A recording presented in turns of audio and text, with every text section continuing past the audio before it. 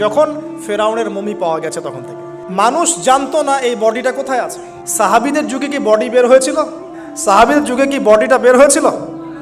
তাবেঈনদের যুগে, 4 ইমামের যুগে, ইমাম বুখারী, মুসলিম, তিরমিজি, নাসাই, ইবনে মাজাহ, আবু দাউদ, তাদের যুগে, উমাইয়া খেলাফত 93 ইয়ার্স, আব্বাসীয়দের সময় প্রায় 550 বছর। এই 550 বছরও আসছিল।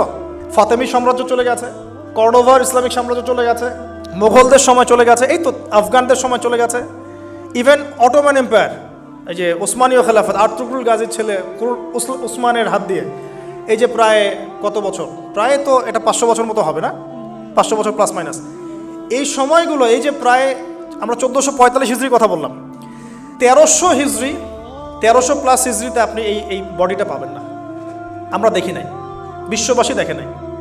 ইংরেজি কত সনে এটা আবিষ্কৃত হলো, কে উদ্ধার করলো, কোত্থেকে আসলো? আমি ছোটোখাটো ভাঙাচোরা গবেষণা করে দেখেছি 1897 সালের দিকে এটা হয়েছে, পাওয়া গেছে 1897 সালের দিকে। আর এটাকে প্রিজার্ভ করে করে আরও প্রমাণ করা হয়েছে। প্রমাণ করতে সময় লেগেছে, এটা সেই রেমেসিস II এরই মমি, এটা সময় লেগেছে আরও প্রায় 10-15 বছর, প্রায় 1912 সাল ধরা হয়। 1912 সাল থেকে এটা প্রমাণিত হয়েছে এটাই সেই ব্যক্তির মমি। কোন ব্যক্তি?